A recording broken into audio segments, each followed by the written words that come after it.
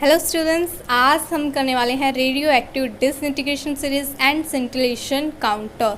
सबसे पहले अगर आपने मेरे चैनल को अभी तक सब्सक्राइब नहीं किया है या फिर आप मेरे चैनल पर नए हैं तो आप मेरे चैनल को सबसे पहले सब्सक्राइब कर लीजिए। जाते टाइम मेरे वीडियो को लाइक करना बिल्कुल भी मत भूलिएगा और नेक्स्ट वीडियो लेक्चर्स के लिए बेल आइकन को प्रेस कर लीजिए ताकि आपको नोटिफिकेशन फ़ोन पर तभी मिल जाए जब मैं वीडियो अपलोड करूँ। चलिए करते हैं start radio active disintegration series. हम ऑलरेडी इस चीज को स्टडी कर चुके हैं कि हमारे पास किसी भी रेडियो एक्टिव एलिमेंट से एमिशन होता है अल्फा और बीटा पार्टिकल्स का, और जो हमारे पास क्या है रिजल्ट में हमें जो मिलता है वो एक नया एलिमेंट बनता है। इस नए एलिमेंट को हम डॉटर एलिमेंट बोलते हैं। अगर ये डॉटर एलिमेंट हमारे पास अभी भी अनस्टेबल न्यूक्लियस रखता है तो हम इसे फर्दर डिसइंटीग्रेट करवाते हैं। फर्दर डिसइंटीग्रेट करवाएंगे, सेम हमारे पास एमिशन होगा अल्फा और बीटा पार्टिकल्स का। लेकिन ये प्रोसेस तब तक चलता रहेगा जब तक हमारे पास जो डॉटर एलिमेंट हमारे पास प्रोड्यूस हो रहा है वो क्या हो जाए, उसका स्टेबल न्यूक्लियस हमें मिल नहीं जाता। तब तक क्या है, ये सीरीज चलती रहेगी और इसी सीरीज को हम बोलते हैं रेडियो एक्टिव डिसइंटीग्रेशन सीरीज, जिसमें हमारे पास क्या है रेडियो एक्टिव एलिमेंट से नॉन रेडियो एक्टिव एलिमेंट मिल नहीं जाता। तब तक ये सीरीज चलती रहती है। देखिए, we have already studied that the emission of alpha or beta particles from a radioactive element results in the formation of new element called daughter element. If daughter element still has unstable nucleus, it further disintegrates by emitting alpha or beta particles and produces a new daughter element. कि हमारे पास क्या है, हमने already इस चीज को study कर लिया कि एमिशन होता है हमारे पास अल्फा और बीटा पार्टिकल्स का किसी भी रेडियोएक्टिव एलिमेंट्स के द्वारा, जिससे हमारे पास क्या है नया एलिमेंट बनता है जिससे हम डॉटर एलिमेंट बोलते हैं। अगर ये डॉटर एलिमेंट हमारे पास अभी भी स्टिल हैज अनस्टेबल न्यूक्लियस तो इसे फर्दर डिसइंटीग्रेट करवाते हैं एमिटिंग मतलब कि एमिशन करके अल्फा और बीटा पार्टिकल्स का, और वो हमारे पास एक नया जो डॉटर एलिमेंट है वो और प्रोड्यूस करेगा। This process of successive disintegration continues till the end product is an element with stable nucleus. ये प्रोसेस तब तक चलता रहता है जब तक हमारे पास जो एंड प्रोडक्ट है वो स्टेबल न्यूक्लियस नहीं मिल जाता उसका। This series of spontaneous changes that take place starting from a radioactive element till the formation of a non-radioactive end product is called radioactive disintegration series. कि इस सीरीज को जिसमें हमारे पास स्पॉन्टेनियस चेंजेस आते हैं जो स्टार्ट होती है एक रेडियोएक्टिव एलिमेंट से और एंड प्रोडक्ट जिसका हमें नॉन रेडियोएक्टिव मिलता है, तो इस सीरीज को हम बोलते हैं radioactive disintegration series. One of the natural radioactive series which was first to be discovered is uranium-238 series.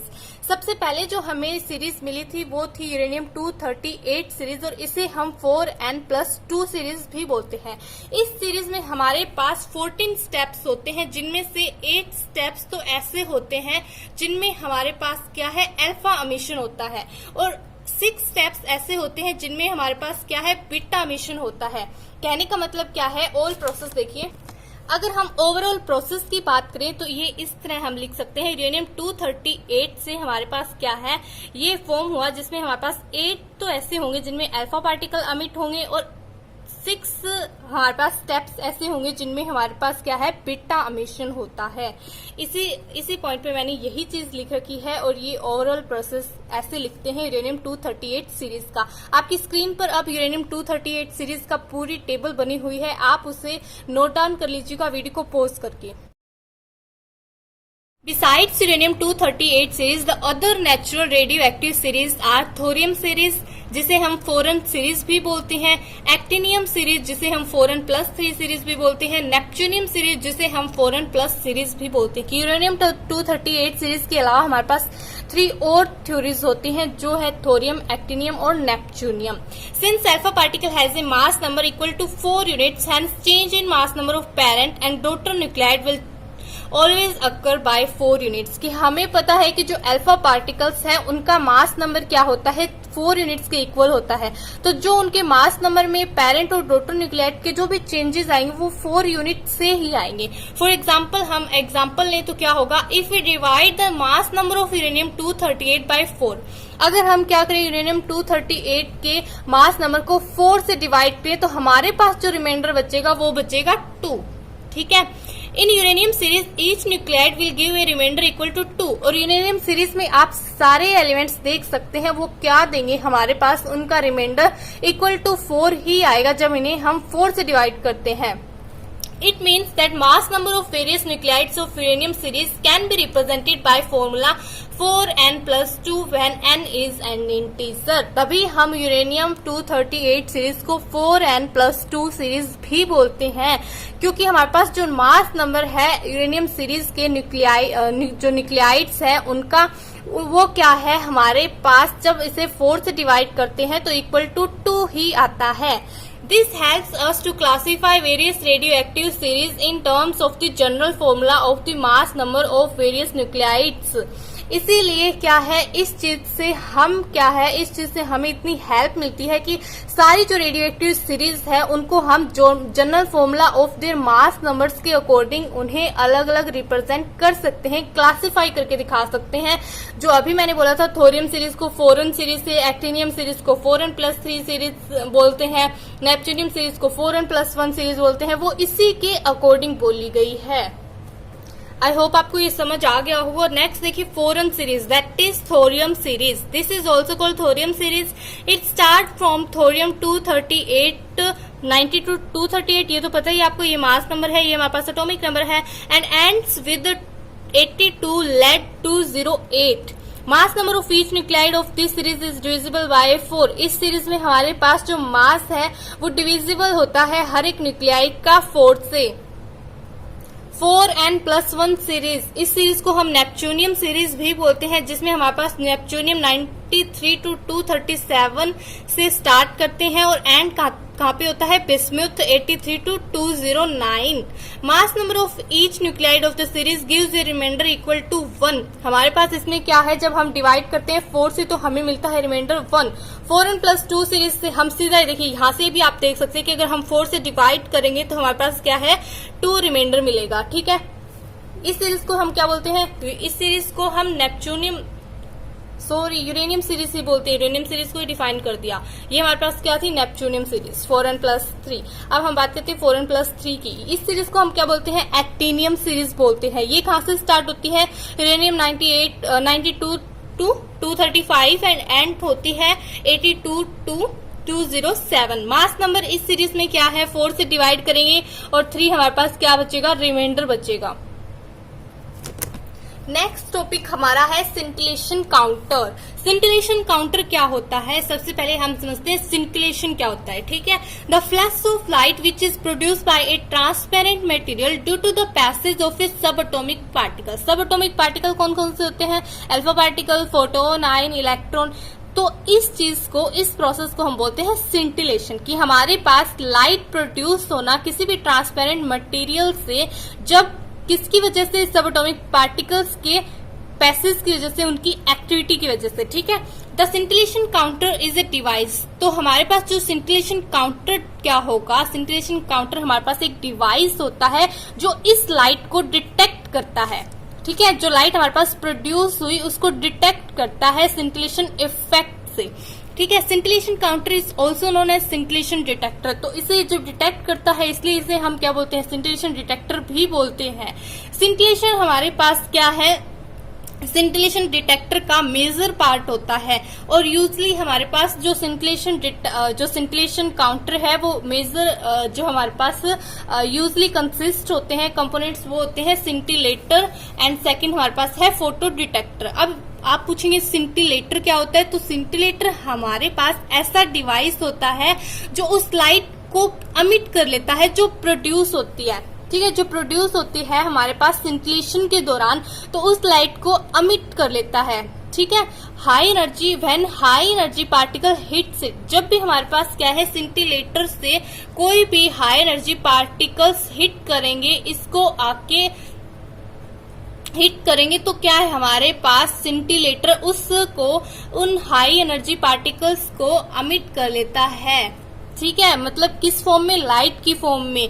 और जो एनर्जी है एमिटेड पल्स ऑफ लाइट की, वो डायरेक्टली प्रोपोर्शनल होती है पार्टिकल्स के कितने हिट हो रहे हैं सिंटिलेटर से. ठीक है, जितने पार्टिकल्स हिट होंगे सिंटिलेटर से उनकी एनर्जी उतनी ही ज्यादा होगी.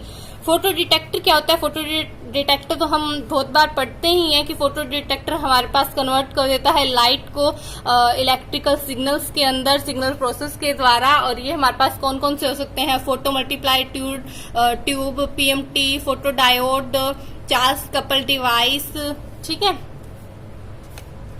The most widely used modern scintillation counter consists of a crystal of sodium iodide that has been activated by मतलब कि introduced by 1% थैलियम। कहने का मतलब क्या है कि हमारे पास जो modern scintillation counters Vidly use होते हैं उनमें सोडियम आयोडाइड क्रिस्टल होता है। मान लीजिए अगर हमारे पास सोडियम आयोडाइड हमारे पास 98% है तो उसमें 1% थैलियम का होगा। मतलब कि अगर हमारे पास 100% सोडियम आयोडाइड है तो 1% उसका थैलियम का होगा ही होगा। Scintillation counters are widely used in radiation protection, assay of radioactive materials, research because they can made inexpensively yet with good quantum efficiency and can measure both the intensity and the energy of incident radiations। कहने का मतलब क्या है, scintillation counters हमारे पास बहुत सी applications में use होता है। किस कारण? क्योंकि ये inexpensively होता है और इसकी good quantum efficiency होती है और easily measure कर लेता है intensity और एनर्जी किसी भी इंसिडेंट रेडिएशंस की। अगर हम वर्किंग की बात करें तो चलिए करते हैं start. Let us try to understand the principle of scintillation counter through some working points. When ionizing incident radiations enters the scintillator, it interacts with material of the scintillator due to which the electrons enter an excited state। कहने का मतलब क्या है कि जब भी हमारे पास कोई भी आयोनाइजिंग इंसिडेंट रेडिएशन मतलब कि रेडिएशन को सबसे पहले हम आयोनाइज करते हैं तो वो जब सिंटिलेटर के अंदर हमारे पास एंटर करेगी तो ये किसके साथ इंटरेक्ट होगी, जो हमारे पास सिंटिलेटर के अंदर जो मटेरियल हमने रखा होगा, जो सैंपल हमने रखा होगा, ठीक है। ड्यू टू विच हमारे पास क्या है, इलेक्ट्रॉन्स क्या है एक्साइटेड स्टेट में एंटर करेंगे। वो ग्राउंड स्टेट किस में चले जाएंगे, एक्साइटेड स्टेट के अंदर चले जाएंगे। जो चार्ज पार्टिकल्स हैं follow the path of the particle itself. जो चार्ज पार्टिकल होंगे वो खुद के पाथ को क्या करेंगे, कवर करेंगे, फॉलो करेंगे। The energy of gamma radiation is converted to a high energy electron either through the photo electric effect, quantum scattering और पेयर प्रोडक्शन इफेक्ट। जो एनर्जी होगी गामा रेडिएशंस की, गामा रेडिएशन मतलब न्यूट्रल रेडिएशंस की, वो convert होगी high energy electron radiations के अंदर। किसके, फोटो इलेक्ट्रिक इफेक्ट के कारण या फिर क्वांटम स्कैटरिंग के कारण या फिर हम बोल सकते हैं पेयर प्रोडक्शन इफेक्ट के कारण। The excited atoms of the scintillator material gradually undergo de-excitation and emit photons in the visible range of light. This emission is directly proportional to हमारे पास क्या है, जो excited atoms होंगे वो वापस de-excitation में आ जाएंगे। मतलब कि excited होंगे वो वापस अपनी क्या है ground state के अंदर आ जाएंगे और क्या करेंगे, photons को emit करेंगे और हमारे पास visible light मतलब कि light क्या है visible हो जाएगी। और जो ये emission होगा ये directly proportional होगा the energy of the incident ionizing particle. मतलब कि कितनी हमारे पास आयोनाइजिंग जो इंसिडेंट पार्टिकल्स की एनर्जी है वो कितनी है उसके डायरेक्टली प्रोपोर्शनल होगा, ठीक है। द मटेरियल साइंस और flows brightly due to fluorescence. और मटेरियल हमारे पास क्या है, साइनिंग करने लग जाएगा, किसके कारण, फ्लोरोसेंस के कारण। The pulse of light emitted by the scintillator hits the photo cathode of the photo multiplier and releases at most 1 photo electron for each photon. कि जो हमारे पास क्या है, जो पल्स ऑफ लाइट एमिट हुई है सिंटिलेटर के द्वारा वो हिट करेगी फोटो कैथोड को, ठीक है।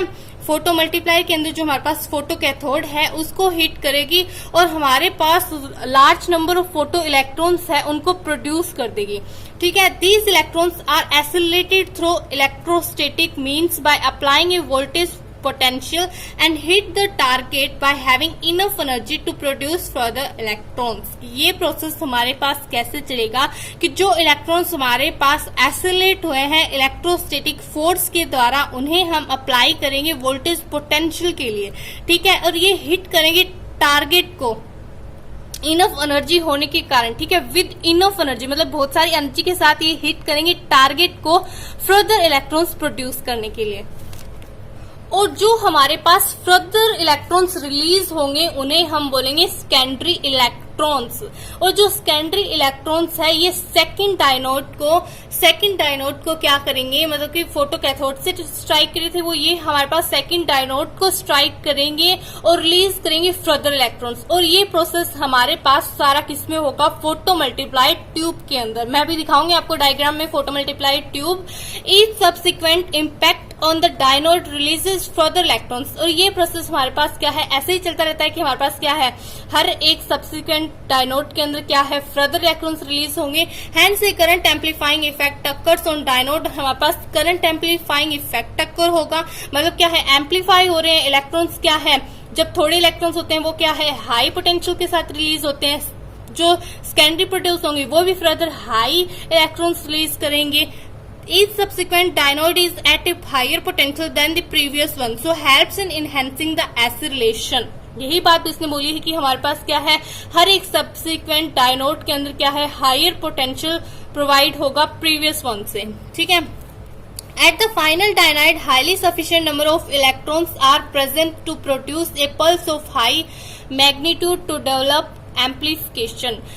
जो फाइनल डायनोड होगी उसमें क्या है, हाईली एनर्जी इलेक्ट्रॉन्स प्रोड्यूस होंगे जो हमारे पास एम्पलीफिकेशन को प्रोड्यूस करेंगे। This pulse carries information about the energy of incident ionizing particle. The number of pulses per unit time gives the significance of the intensity of radiations.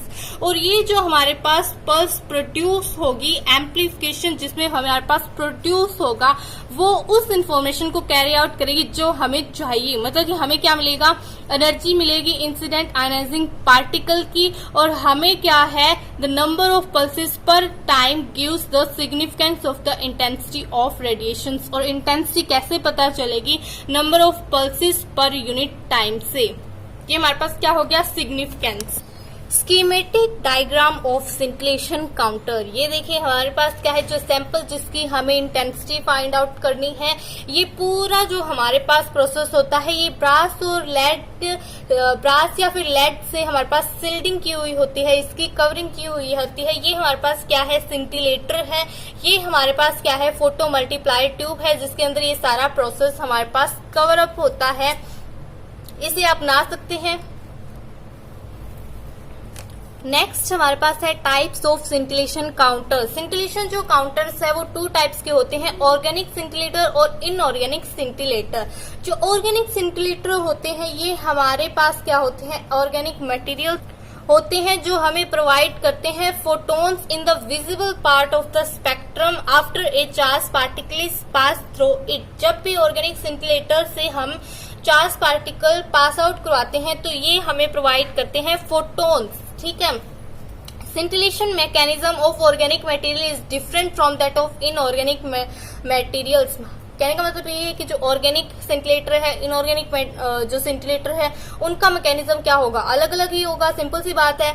The fluorescence of scintillation inorganic material is produced due to the transition of energy levels of a single molecule. कि हमारे पास क्या है, scintillation कैसे occur होगा, कैसे produce होगा, organic material में ट्रांजिशन से होगा। ठीक है, मतलब कि डिफरेंट एनर्जी लेवल्स बनेंगे, उन ट्रांजिशन के कारण हमारे पास क्या है, सिंगल मॉलिक्यूल्स के अंदर हमारे पास क्या है, ट्रांजिशन प्रोड्यूस होगी। The fluorescence in organic material can be observed independently in any of the physical states, vapor, liquid and solid। कि हमारे पास कहने का मतलब क्या है कि जो फ्लोरेसेंस अक्कर होगी ऑर्गेनिक मटेरियल्स की, वो कहीं पर भी हो सकती है, किसी भी फिजिकल स्टेट के अंदर ऑब्जर्व हो सकती है। ये डिपेंड नहीं करता कि वो सिर्फ वेपर स्टेट में होगी, वो सिर्फ लिक्विड स्टेट में होगी या फिर वो सॉलिड स्टेट में होगी। ठीक है। इनऑर्गेनिक सिंटिलेटर क्या होता है, inorganic scintillator are the crystal made in high temperature furnaces. कि हमारे पास इनऑर्गेनिक सिंटिलेटर्स क्या होते हैं, ऐसे क्रिस्टल होते हैं जो हाई टेम्परेचर फर्नेसेस में मेड आउट होते हैं, मेड करते हैं इन्हें। दे इंक्लूड लिथियम आयोडाइड की बात कर सकते हैं हम, सीजियम आयोडाइड की बात कर सकते हैं हम, सोडियम आयोडाइड की बात कर सकते हैं, जिंक सल्फाइड की बात कर सकते हैं, जो कि highly used inorganic scintillation materials हैं। The inorganic scintillators are very high efficiency to detect the gamma ray। कि हमारे पास जो इनऑर्गेनिक सिंटिलेटर्स होते हैं उनकी हाई एफिशिएंसी होती है डिटेक्ट करने की गामा रेज को, और ऑल्सो ये कैपेबल होते हैं हाई रेट्स ऑफ काउंटिंग के लिए। हाई रेट्स ऑफ काउंटिंग के लिए भी काफी हमारे पास क्या है, कैपेबल होते हैं। जो एक बात बताना मैं भूल गई आपको कि जो the process of scintillation of inorganic materials का है, ये नॉर्मली स्लोवर होता है किससे, ऑर्गेनिक मटेरियल से। कहने का मतलब क्या है कि जो इनऑर्गेनिक सिंटिलेटर में इनऑर्गेनिक मटेरियल का जो प्रोसेस होता है वो ऑर्गेनिक मटेरियल से हमारे पास नॉर्मली स्लो होता है। किसी भी आइडियल सिंटिलेटर की कौन कौन सी कैरेक्टरिस्टिक्स होती हैं और होनी चाहिए। It should have a high scintillation efficiency की हर एक जो आइडियल सिंटिलेटर होता है उसकी हाई सिंटिलेशन एफिशिएंसी होनी चाहिए, मतलब कि नंबर ऑफ फोटोन एमिट करने की टेंडेंसी क्या है, अच्छी होनी चाहिए। ठीक है, there should be linear relationship between output signal electron pulse and energy of the primary ionizing particle कि linear relation होना चाहिए आउटपुट इलेक्ट्रॉन मतलब कि प्राइमरी और सेकेंडरी इलेक्ट्रॉन्स के बीच में। It should be totally transparent to the fluorescent radiation emitted by it, और हमारे पास टोटली ट्रांसपेरेंट फ्लोरोसेंट रेडिएशन होने चाहिए जो ये अमिट करे। Recovery time as short as possible for most scintillators. This time is 0.3 microseconds या फिर इससे कम होना चाहिए जो रिकवरी टाइम है। Since each photocathode has a maximum sensitivity to light over a certain wavelength range, the scintillator should fluorescence in this range to gain maximum or optimum phosphorescence।